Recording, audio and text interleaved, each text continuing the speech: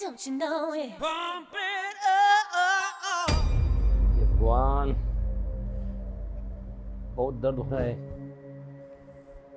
इस उम्र में तो होना ही है, क्या करे। रामू कहाँ चला गया आज, दिख नहीं रहा है। वो लगता है बाबूजी के पैर में दर्द हो रहा है। अच्छा मौका है बाबूजी को अपने जाल में फंसाने का। इनसे तो रोज कहती हूँ कि प्रॉपर्टी की बात कर लो अपने बाबूजी से, और नहीं करते। बोलते जब तक ये मरेगा नहीं तब तक सब कुछ नहीं होने वाला। मरने तो वाला ये है नहीं, क्योंकि इसकी उम्र अभी इतनी है नहीं कि ये मर जाए जल्दी। तो क्यों ना मैं इसे अपने हुस्न के जाल में फंसा लूं और प्रॉपर्टी अपने नाम करवा लूं।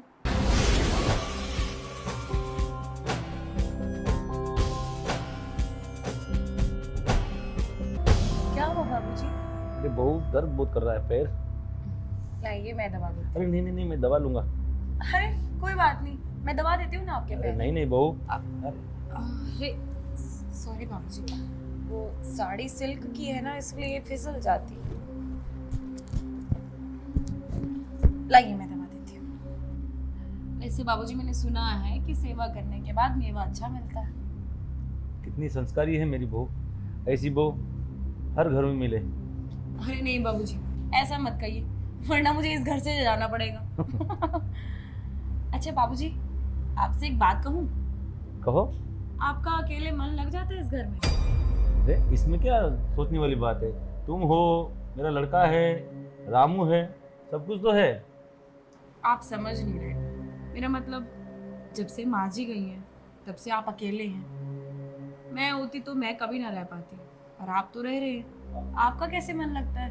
आपका दिल नहीं करता क्या कि किसी के साथ आप घूमने जाओ, बैठो, दो बातें करो, प्यार करो? अरे बहू, जो किस्मत में लिखा होता है वो तो होना ही है, उसमें मैं क्या कर सकता हूँ। किस्मत को बदला जा सकता है बाबूजी। और मैं कुछ समझा नहीं बहू। आप इतने नासमझ तो नहीं है कि मैं आपको समझाऊं, पर फिर भी अगर आप नहीं समझ रहे तो मैं आपको बता दूं, आपके आसपास वो सब कुछ है जो आपको चाहिए। बस मतलब? आप एक बार हाँ कीजिए और सब कुछ आपका हो सकता है।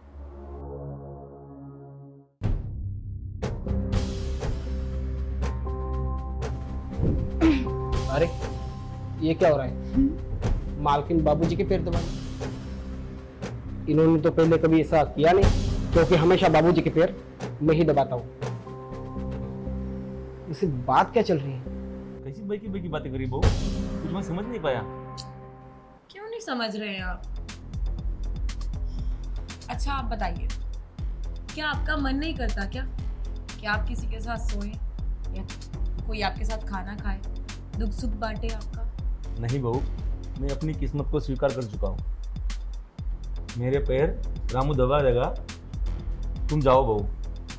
मैं कहाँ जाऊंगी भला? अब आपके पैर दबाने हैं, ये तो सेवा है, और सेवा करते हैं तभी मेवा मिलता है। और देखो, अगर मैंने आपके पैर ना दबाए ना तो आपका बेटा मुझे डांटेगा, बोलेगा तू बाबूजी की सेवा नहीं करती। अब भला ऐसे थोड़ी डांट सुन सकती हूँ मैं किसी की। अच्छा, अब समझा।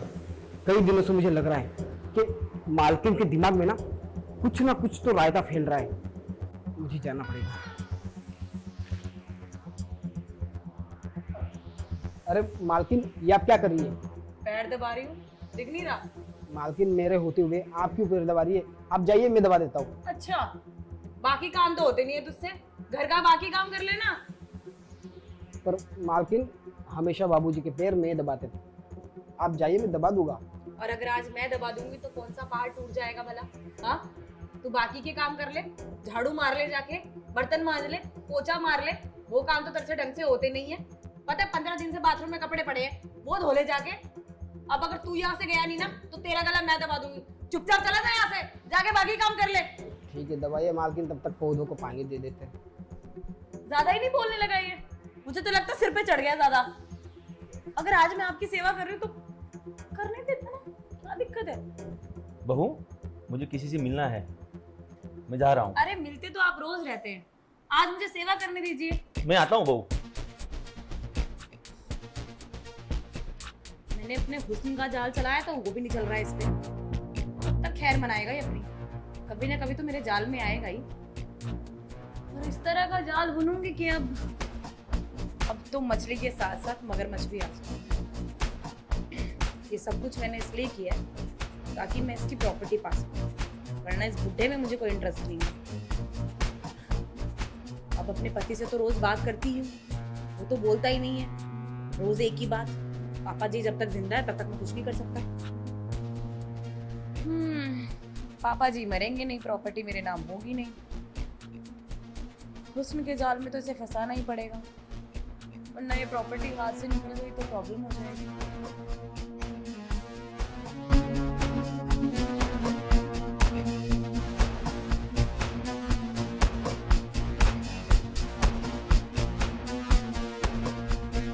बाबूजी लीजिए पानी। कितना ख्याल रखता है मेरा, है? बहुत संस्कारी बहू है मेरी। ख्याल तो मैं आपका अच्छे से रख लूं, बस आप नहीं रखने दे रहे।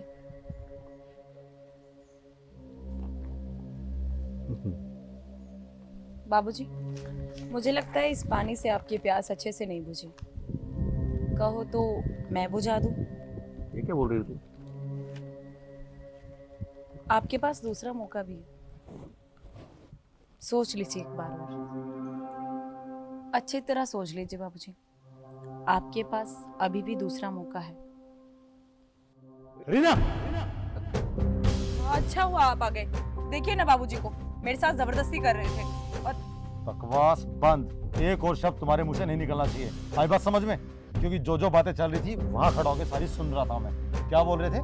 आपकी प्यास इस पानी से नहीं बुझेगी, बहुत आग लगी है तुम्हारे अंदर, है? मेरा मतलब है मैं दूसरा पानी बात कर रही थी कि नींबू पानी बना के दे देती हूँ अगर इस पानी से नहीं बुझ रही है। किसको पागल बना रही हो तुम, हैं? बहुत अच्छे से तुम्हारा कैरेक्टर जान गया हूं मैं, क्योंकि थोड़ी देर पहले राजू ने फोन करके मुझे सब सच बता दिया। आप राजू की बातों में आओगे, आपको उसका भी नहीं पता, वो भी मुझ पे गंदी नजर रखता है। अच्छा, तुम्हारा कहने का मतलब है तुम अकेली पूरी दुनिया में सही हो, बाकी हर इंसान गलत है। अरे शर्म करो यार, कितना नीचे गिरोगी। तुम्हें पता है जब मैंने तुमसे शादी की थी तो सोचा था कि तुम मेरे परिवार का ख्याल रखोगी, इस घर का ख्याल रखोगे, मेरे बाबूजी का ख्याल रखोगे। तो रख तो रही हूँ मैं ख्याल, और कितना ख्याल रखूं? इसे ख्याल रखना बोलते हैं। तुम उनको उकसाने की कोशिश कर रही हो ताकि वो गलत हरकत करे और तुम इसका फायदा उठा सको पूरे समाज में बदनाम करके। अरे तुमसे शादी की थी ताकि मुझे लगा था तुम एक संस्कारी बहू निकलोगी, और तुम क्या निकली? मुझे तुम्हें अपनी पत्नी कहते हुए शर्म आती है। छी! आप गलत समझ रहे हैं। अब मैं एक शब्द और नहीं सुनना चाहता। कभी सोचा है तुम्हारी इस हरकत के बारे में अगर तुम्हारे मम्मी पापा को बताऊंगा तो क्या फील होगा उन पे, हैं? कितने अच्छे फैमिली से हो तुम, कुछ तो शर्म करो यार। तुम प्रॉपर्टी के लिए इतना गिर गए। मुझे अब समझ में आया कि जो तुम रोज रात को बार बार बोलते थे ना कि प्रॉपर्टी के लिए बात करो बाबूजी से, प्रॉपर्टी के लिए बात करो, तो इसलिए मैंने क्या बोला था कि मैं अपने बाबूजी के जीते जी इस प्रॉपर्टी के बारे में सोच भी नहीं सकता। तो तुमने अपना अलग ही दिमाग लगा लिया, लेकिन मैंने ये कभी नहीं सोचा था कि तुम इस हद तक गिर जाओगे, समझे? और हाँ, अब यहाँ बुत बनकर मत खड़ी रहो, चुपचाप मेरे घर से निकल जाओ, क्योंकि मेरे घर में और मेरी जिंदगी में तुम्हारी कोई जगह नहीं। आई बात समझ में? देखो मुझे माफ कर दो, मैं मानती हूँ मुझसे गलती हो गई, आज के बाद ये गलती दोबारा नहीं होगी। आज के बाद ये गलती करने का मैं तुम्हें मौका भी नहीं देने वाला, क्योंकि जो एक बार इंसान गलती करता है ना वो बार बार करेगा, और ये गलती नहीं हुई है, ये तुमसे गुनाह हुआ है जो कि माफी के लायक नहीं है। इससे पहले कि मेरा हाथ तुम पे उठ जाए, चुपचाप चले जाओ मेरे घर से, जाओ मेरे घर से, निकलो यहाँ से। बाबूजी अब ठीक है ना? कोई बात नहीं बेटा, ठीक हूँ मैं, ठीक हूँ बेटा। वो तो शुक्र है हमारे नौकर का कि राजू ने हमें सब कुछ सच सच बता दिया, वरना इसका असली चेहरा कभी हमारे सामने नहीं आता, और उसकी तरफ से मैं आपसे माफी मांगता हूँ। कोई बात नहीं बेटा, ठीक है। चलिए बाबूजी अंदर चलिए।